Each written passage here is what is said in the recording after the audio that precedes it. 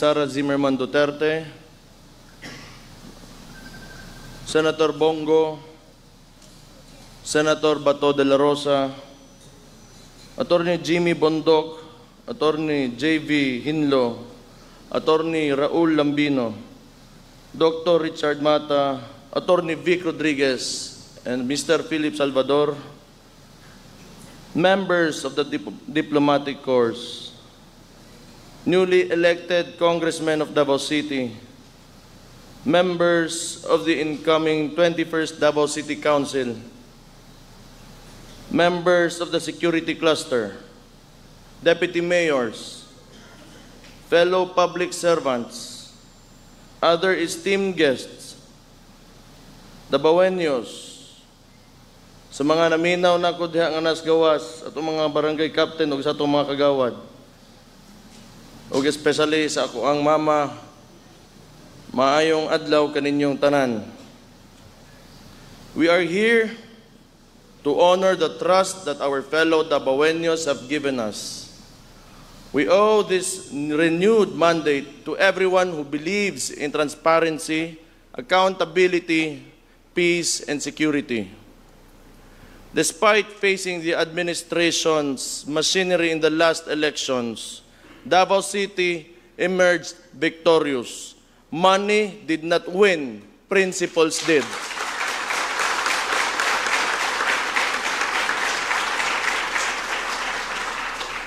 Those who sought to divide us were all defeated. We crushed them. This resounding victory was not only felt in Davao City, but also echoed in key areas across Visayas and Luzon. For that, we are forever grateful. Now we turn our focus to the work ahead. The past 3 years have been remarkable for Davao City. We thank our barangay officials, our safety and security cluster, the entire workforce of the city government, and our hardworking, disiplinadong Davaoenos. We have come this far because of all of you. The city's income continues to grow from 5.1 billion pesos in 2022 to 5.9 billion pesos in 2024. Our gross domestic product has significantly increased from 495 billion in 2022 to 532 billion in 2023, reflecting the strength of our local products and economy. Our tourism industry continues to bounce back. We reached over 1.8 million tourist arrivals in 2024, more than double the 897,406 recorded in 2022. Most notably, more than 263 billion pesos worth of investments were made in Davao City in 2024 alone, 10 billion more than in 2022. The number of registered welfare of the people first. Think of our children's future. Work to leave them a city that is rich, just, and sustainable.